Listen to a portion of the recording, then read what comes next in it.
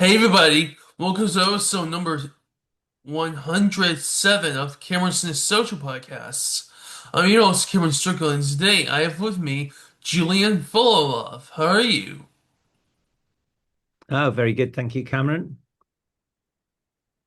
Nice. Now, for any of you guys who don't know, Julian is a location director and production No, designer I'm a production designer. Yeah, for the Teletubbies. that's correct.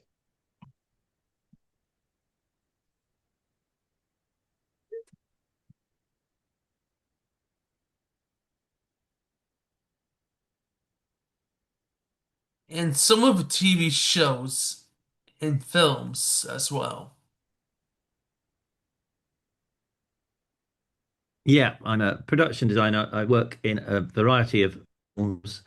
I did things like Robot Wars and Teletubbies, but also lots of dramas, things like The Durrells and a thing called The Tenth Kingdom, which was a big co-pro American production. So yeah, lots of different things.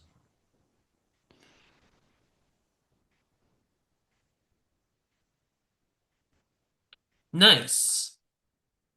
Should we begin our first question? Yes, by all means.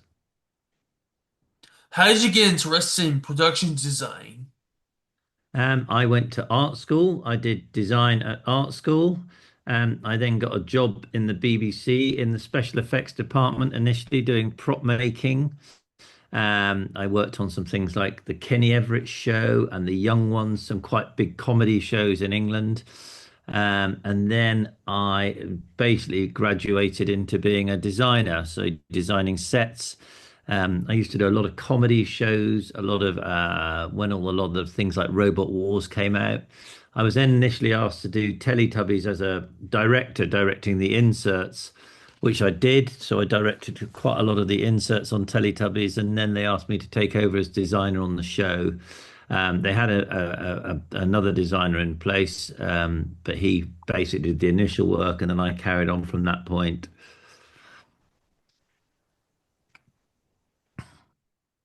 Nice. So you have three children. I do, yes. I have three of my own children who are all in the inserts on Teletubbies and all their friends and their school friends. So we used a lot of my own house and my own props and my own children to do the counting and the colours and the number games on a lot of the Teletubby inserts from the first shows. I think I made over 100 inserts in total before then moving on to actually doing the show itself. You have two daughters and one son. That's correct. There was Florence, Yeah, Florence is the eldest, Arthur is the middle one, and Agnes is the youngest one. Arthur. Arthur, yes. And there's a story we did in Teletubbies called Arthur Robot, which was written by my mum, and it had my daughter reading, Florence reading to Arthur, and then it had Arthur reading it to Agnes.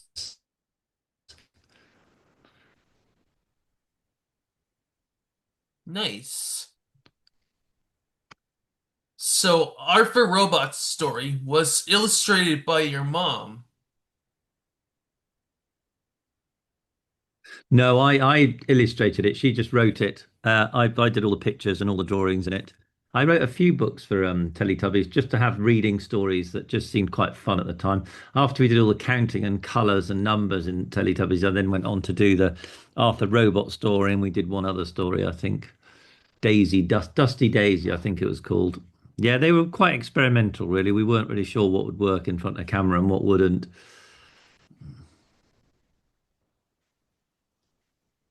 I did show you this, for example. Oh yes, that's very funny. That's Arthur and that's Florence. So Florence is now 36 and a mother of two children herself, and Arthur is 33. So they've grown up a lot since then.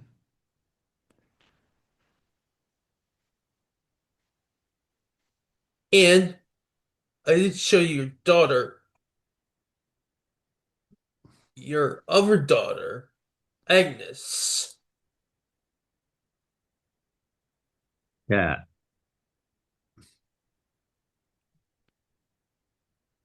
that's her, yes. And she's now 31, so that's how they've all grown up.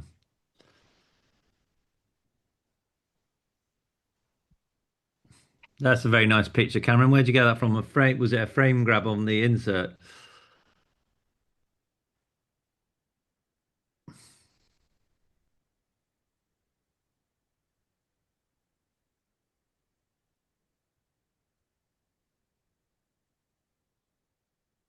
Now, Florence was an offer.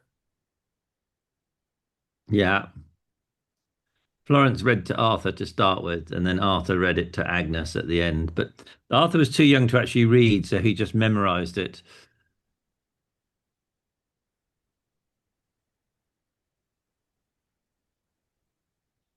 So, um, what about the house location for the numbers? That was all done at my own house. I think, yeah, I think colors.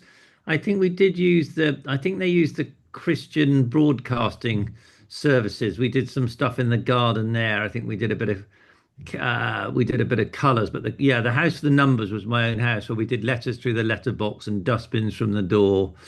And a few of those, that was my own house in Brixton.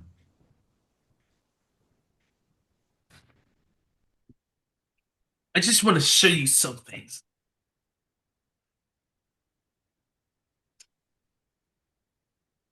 Oh, yes, our postman delivering letters.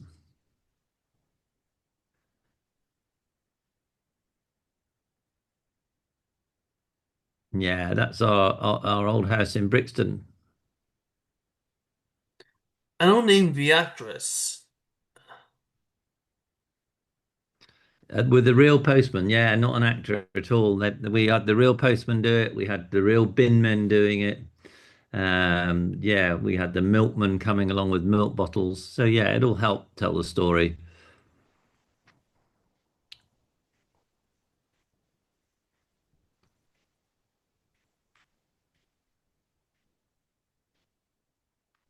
A letter for Julian, just for you. Yeah, yeah, a letter to me.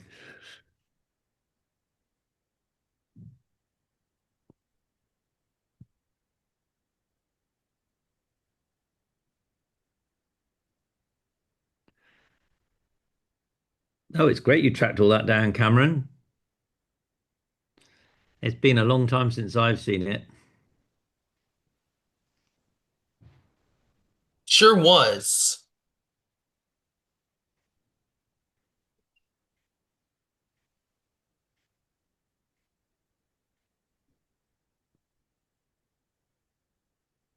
So, Cameron, is there anything else you'd like to talk about?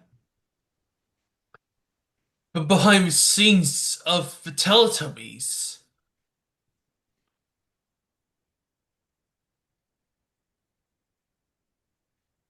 Oh, yes, that's right. It was a very difficult build.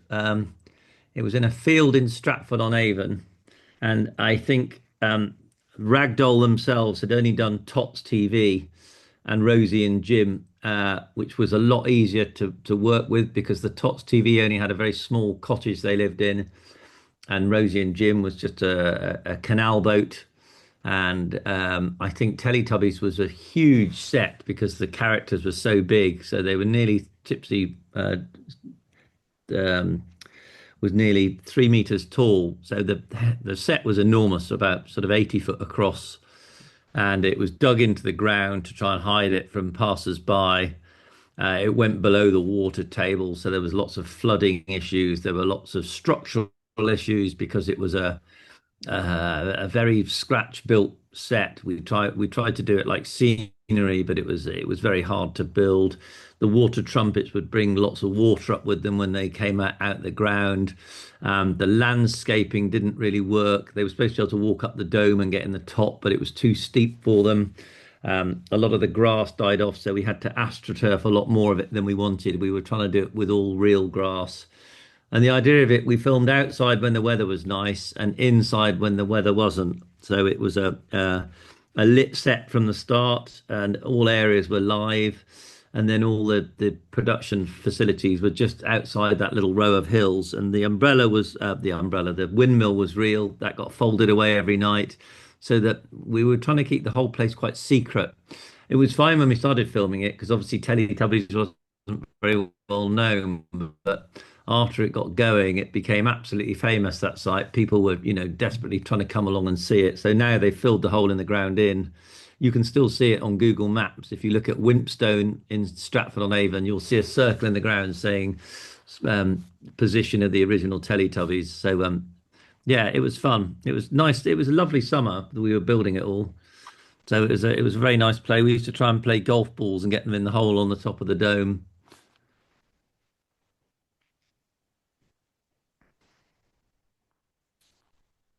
I'll look it up.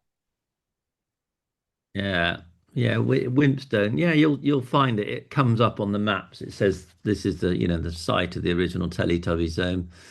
Um, but yeah, that we were renting the site from a an aquatic centre. So we just rented a corner of a field, but the build just got bigger and bigger as we went on, and trying to make the roof work properly, and all our art department and we worked out of containers. Everyone had containers. Even the video village was in a container, a converted container dug into the side of the hill. It was fun. It was a nice, it felt like it was quite groundbreaking bit of TV we were making at the time. It was like nothing else that had ever been before. And for preschool children, that was unheard of.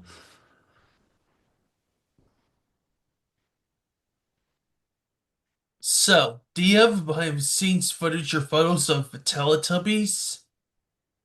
I have lots of pictures. We weren't allowed, they were very strict at the time about showing pictures to anyone. And I think I had some pictures developed by Boots the chemist or something that were basically when we were first starting to film it with the Teletubbies with their hats off, effectively, their heads off. And I think somehow someone got hold of them and they got published. But it was nothing we had given in. I think someone from the photo processing place had taken them. So yeah, they were very strict with us. So we weren't, I've got lots of stills of it which I kept from when we first did it, of building the dome, building the structure. If you look on my website, there is a bit about the Teletubbies where you can see the dome in its construction stage, and a lot of the drawings we did for a lot of the parts, because everything had to be built and then tested. So a lot of things didn't work, like the Nunu didn't work at first. So we built, I think, about five Nunus. Lots of things didn't quite weren't tubby enough, so we tried to make different toasters, and it was finding a language that Anne Wood and Andy Davenport, the writer, both liked, which was difficult sometimes. You had to make something they didn't like to find out what they did like. So yeah, we had a lot of trial and errors. There was a big graveyard in the end of props we made that weren't tubby enough, weren't for the show, and so everything that did make it through was right. It did look very good for the show, but it was a lot of trial and error to get there.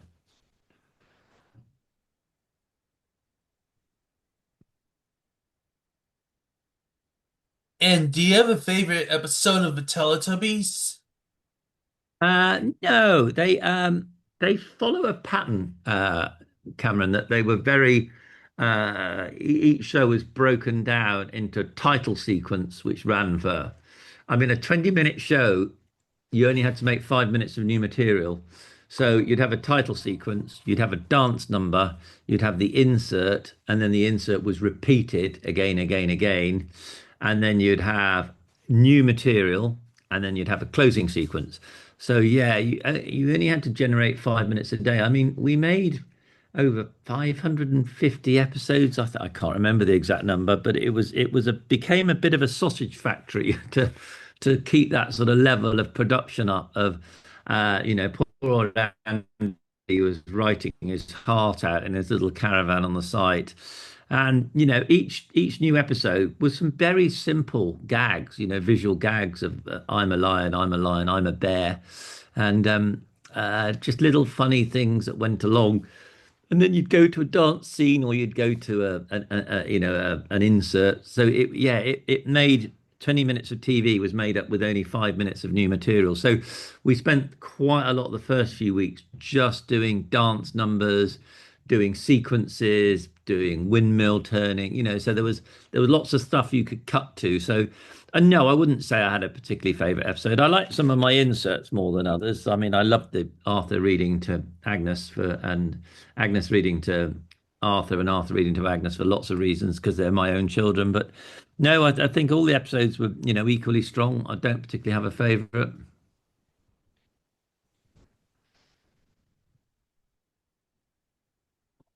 I didn't have a Teletubbies VHS tape. Oh yes, I remember those. Yeah, that's from the old dome. Yeah, because the funny thing for me, Cameron, was the show getting remade again as a new version about 12 years ago, was it? I think they remade it at Twickenham Studios, a much smaller affair, a much smaller dome with a lot more inflatable structures. But I still think the original holds up better in the everything done in the field in Stratford with that very little CGI. Well, it didn't exist in those days. Talking back in the 90s.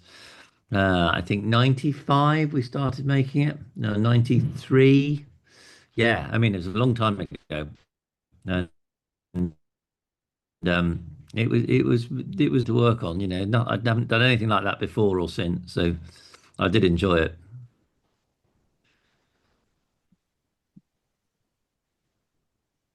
Nice. You have directed the color scenes. Yes. All the different colors. And I learned a big cheat on the colors that with the editor, we could change the color of things. So, very simply, even in those days, we could make the blue car green or the green car red, and suddenly it sped up. But the inserts were an interesting experiment because um, other directors would go off and make an insert, and they'd take, I don't know, 10 days to make one insert and um, because it'd just be one subject, like Arthur reads to Aggie, and it would take them a long time to make it. They'd have to write it, and then they'd get the cameras, then they'd have to book the location. When we did colors, I literally did 20 inserts in only a few days because we just and the same with the counting that would get all the children out, and we did the counting and the colors together, and I think made nearly 40 inserts in under a week. So Anne Wood was sort of seriously impressed by this and went, "This is how we need to go forward. This is how we make lots and lots of inserts." So, yeah, it became a bit of a benchmark that was never repeated, but it was just more by luck, really, that, obviously counting, you can do one and then two and then three, and you can do it with different objects and bottles and milkmen and bins. And the same with colors. You just literally had everyone dressed in red, everyone in blue. You could then change the color of cars. We could it was a very shorthand way to make lots of inserts very quickly. And I think we edited them all in probably, about another week or two. So I'd never done directing before. It was great fun. I thought I was going to do more directing, but never did. That's how things roll. I went into designing some much bigger, big dramas at the time. So yeah, I didn't dwell on it, but I really enjoyed doing the directing. I thought it was terrific fun, and it was nice working with children. It was great. A bit bossy. I could make them do what I wanted to, which helpful having your own too. So, but I think I think everyone loved taking part in it. We were obviously very nice to them, but you'd had to cajole them to do what you want. And there's a lot of funny little mistakes in it that were hilarious.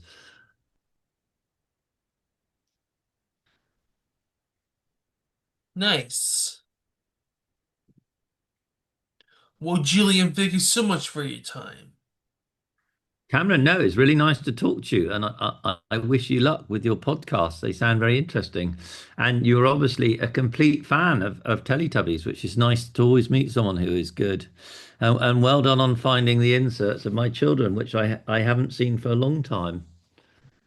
If you could share those with me, I'd be very grateful. The inserts of the colours and the counting would be great. Is there anything else you'd like to say? Is anyone? Is there anything else you'd like to say?